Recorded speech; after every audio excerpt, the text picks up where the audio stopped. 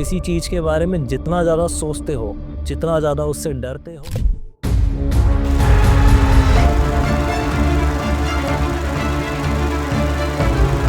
हम सिर्फ 9 ग्रहों को देखते रह गए और एक सबसे पावरफुल प्लैनेट को तुम भूल ही गए।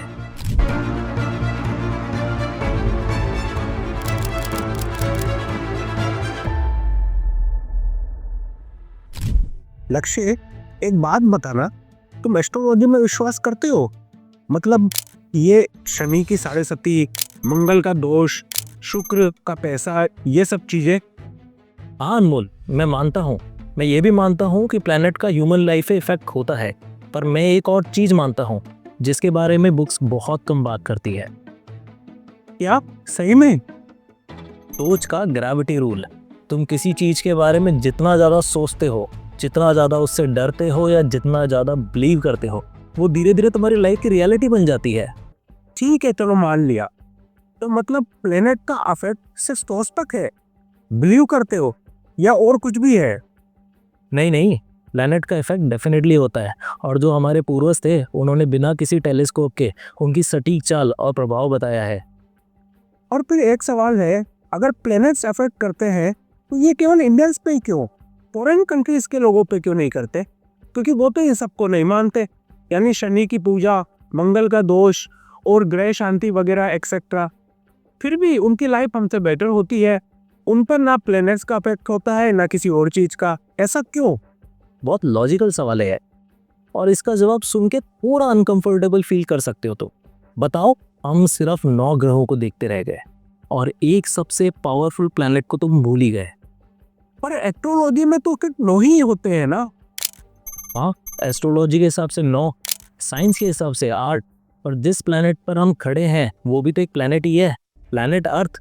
और इंडियन कल्चर में तो हम उसे सिर्फ प्लैनेट नहीं कहते, हम कहते हैं धरती माँ। और माँ बोलने से क्या फर्क पड़ता है? फर्क बिहेवियर से पड़ता है। माँ जैसा ट्रीट करोगे वैसा ही रिस्पॉन्स मिलता है। मतलब क्या बोलना चाहते हो तुम?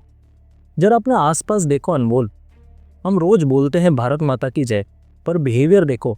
सड़क पे चलता हुआ कचरा सीधा रोड पे, बस से रैपर बाहर, कार के गिलास नीचे और बॉटल बाहर। लेकिन इसका अदर प्लेनेट से क्या लेना देना?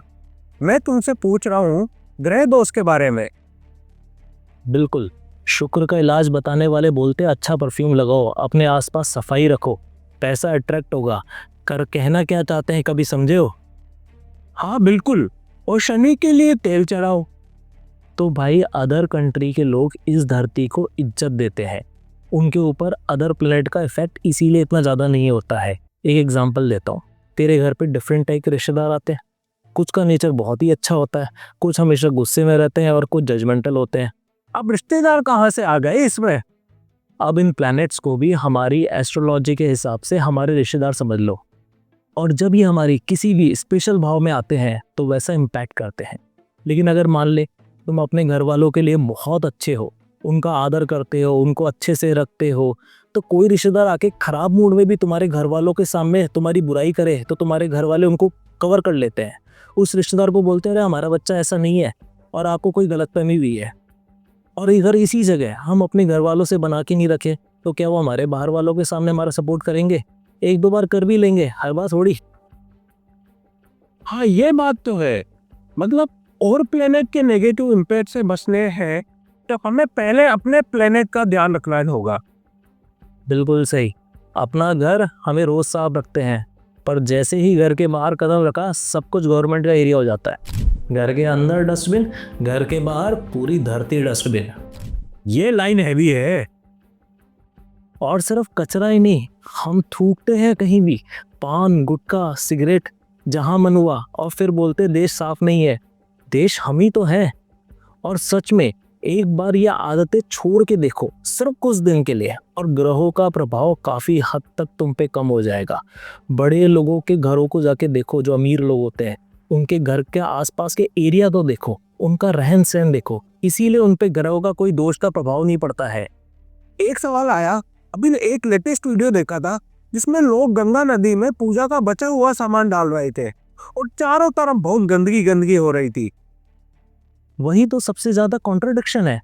हम बोलते हैं गंगे माँ, और फिर प्लास्टिक उसी माँ के अंदर, मूर्तियां उसी माँ के अंदर, पूजा का सामान, पॉलिथीन, कपड़े, सब पानी में। माँ है तो उसे साफ रखना चाहिए ना यार।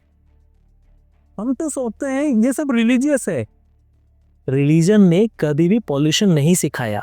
हमारे पूर्वजों ने तो पेड़ तक को पूजा, नदी को माँ बोला, मिट्टी को देवता माना, ताकि हम उन्हें प्रोटेक्ट करें, डिस्ट्रॉय नहीं।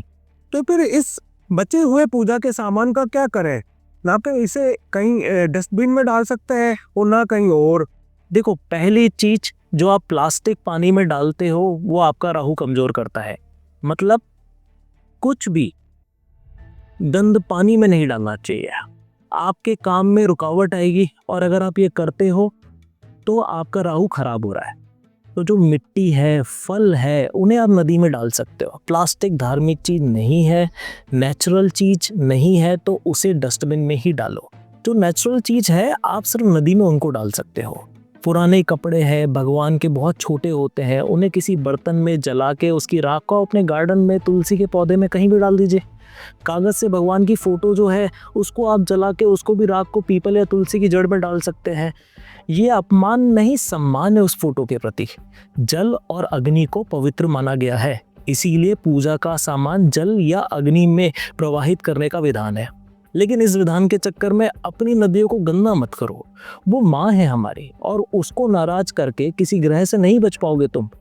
फिर फॉरेन कंट्रीज का क्या कनेक्शन? सिंपल है, वहाँ लोग शनि की पूजा नहीं करते, पर नेचर की रिस्पेक्ट करते हैं, इस धरती की रिस्पेक्ट करते हैं। रोड पे कचरा नहीं, पानी बचाते हैं, प्लास्टिक लिमिट में रूल फॉलोज करते हैं। वो धरती माँ को माँ नहीं बोलते, पर माँ जैसा ट्रीट करते हैं। और हम माँ बोलते हैं, पर माँ के ऊपर ही कचरा फेंकते हैं, उसे गंदा करते हैं।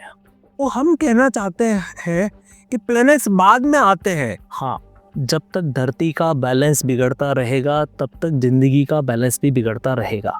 Climate change, flood, heat wave, disease, ये सिर्फ साइंस नहीं, ये रिएक्शन है। और ये जितनों भी ग्रहों के प्रभाव पड़ रहे हैं, चाहे तुम्हारी पर्सनल लाइफ हो, रिलेशनशिप हो, किसी में भी, वो भी सब इसी का नतीजा है।